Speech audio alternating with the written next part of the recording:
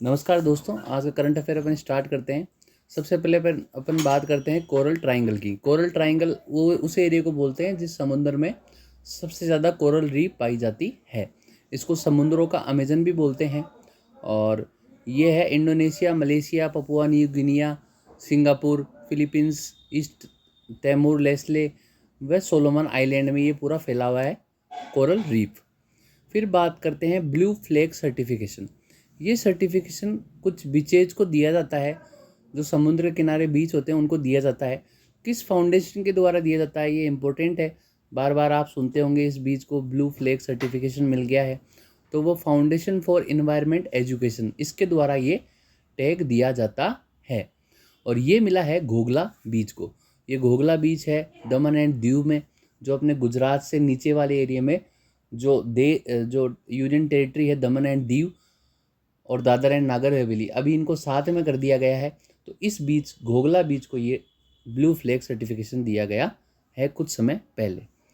अब बात करते हैं मियावाकी टेक्निक।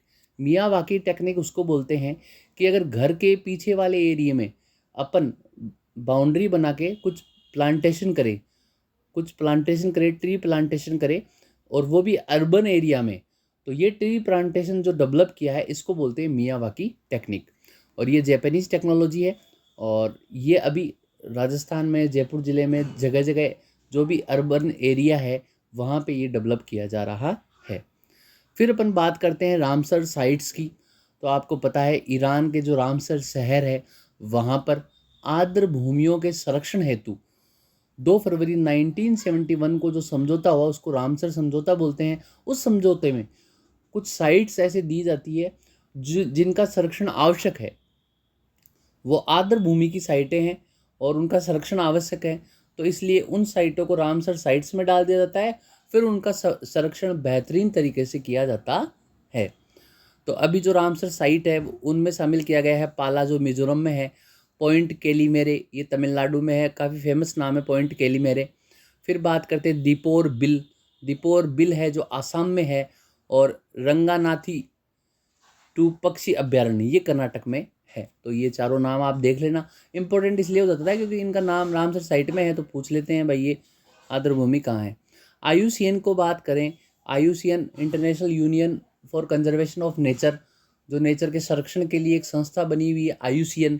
ये IUCN रेड डाटा लिस्ट निकालती है जिसमें 9 विभिन्न प्रकार की श्रेणियां बताती है कि इन श्रेणियों में ये जानवर या वनस्पति अभी है, तो इनका संरक्षण आवश्यक है या नहीं है। उन 9 में से जो 3 है वो मुख्य रूप से संकटग्रस्त प्रजातियों के लिए बनाई जाती है। उनमें है एक इंडेंजर्ड प्रकृति में शामिल है lion tail macaque, Nilgiri tahr, जो दक्षिण के एरिया में पाए जाते हैं। ये अभी संकटग्रस्त हैं, मतलब इंडेंजर्ड हैं। और बात करें क्रिटिकली इंडेंजर्ड की, तो इसमें है मालाबार रिवेट, पिग्मी हॉग, ये क्रिटिकली इंडेंजर्ड में शामिल है। अब बात करें ग्लोबल वार्मिंग की। ग्लोबल वार्मिंग उसको बोलते हैं कि पृथ्वी का टेम्परेचर जो बढ़ता जा रहा है और उससे जो समस्याएं हैं, ये जो अपना पोलर आइस है वो पिघल रही है, ये सारी समस्याएं ग्लोबल वार्मिंग के कारण हो रही है। तो ग्लोबल वार्मिंग की बात करें तो इसमें जो है ग्लोबल वार्मिंग करने की क्षमता सबसे ज़्यादा किस में है, वो SF6 में है। और जैसे मान लो CO2 की क्षमता 1 गुना है, तो मैथेन की क्षमता उससे 21 गुना ग्लोबल वार्मिंग करने की ज़्यादा है। उससे ज़्यादा है N2O की, उससे ज़्यादा है HFC हाइड्रोफ्लोरोकार्बन जो गैस है उसकी, उससे ज़्यादा है SF6 की। तो ये उसकी क्षमताओं का ऑर्डर है। तो SF6, उसके बाद में HFC, उसके बाद में N2O, फिर मैथेन और फिर कार्बन डाइऑक्साइड। ये सारी क्षमताएं हैं जो ग्लोबल वार्मिंग जो पैदा कर रही है उसकी क्षमताएं हैं।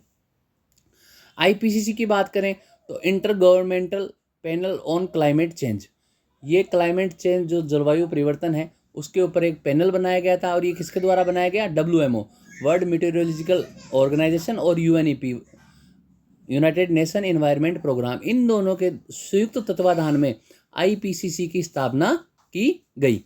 और ये क्लाइमेट चेंज पर IPCC जो संस्थान काम करती है, इस काम के लिए इसको 2007 में नोबेल पुरस्कार दिया गया। अब बात करते हैं पंचामृत सिद्धांत की। ये पंचामृत सिद्धांत भारत के द्वारा, मोदी जी के द्वारा पढ़ के सुनाया गया, बताया गया कि हम जलवायु जो परिवर्तन हो रहा है उसमें हमारी तरफ से, भारत की तरफ से क्या सहयोग दिया जाता है, क्या सहयोग दिया जा सकता है, ये भारत के कुछ पैरामीटर्स हैं जो भारत के द्वारा तय करने हैं। 2030 तक गैर जीवाश्म ईंधन ऊर्जा क्षमता को 500 गीगावाट तक बढ़ाना है।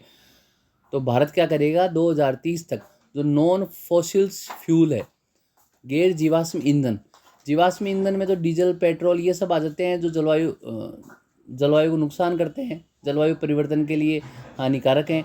तो मतलब ये हानिकारक तत्व हैं जो जलवायु को बहुत ज़्यादा नुकसान करते हैं। और गैर जीवाश्म ईंधन में बात करें तो सौर ऊर्जा, पवन ऊर्जा, बायोमास ऊर्जा, तो ये ऊर्जा क्या है, ये इसको रिन्यूएबल एनर्जी बोलते हैं और ये एनवायरनमेंट के लिए अच्छी रहती है। तो ये इंडिया के द्वारा बोला गया कि 2030 तक हम 500 गीगावाट जो एनर्जी है वो इस प्रकार से हम डेवलप करेंगे। दूसरा बोला गया 2030 तक ऊर्जा की आवश्यकता को 50% नवीनीकरण ऊर्जा से पूरी करना है।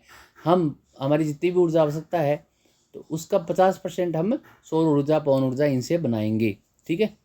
और फिर है 2070 तक हम नेट शून्य उत्सर्जन करेंगे, ठीक है। 2030 तक कुल कार्बन उत्सर्जन में 1 बिलियन टन की कमी लाई जाएगी इंडिया के द्वारा। जो भी कार्बन उत्सर्जन इंडिया अभी कर रहा है वो 2030 तक 1 बिलियन टन की उसमें कमी लाई जाएगी, ठीक है। अब बात करें अम्लीय वर्षा की। अम्लीय वर्षा कैसे बोला जाता है, भाई नॉर्मल वर्षा होती तो अम्लीय वर्षा उसको बोलते हैं जिस वर्षा के पानी में पीएच की वैल्यू 5.6 से कम हो, अर्थात अम्लीय वो ज़्यादा है। एक पीएच जो पैमाना होता है उसमें 7 होता है जो उदासीन होता है, 7 से नीचे जो होता है वो अम्ल होता है, वह 7 से ऊपर जो होता है वो क्षारीय प्रकृति का होता है।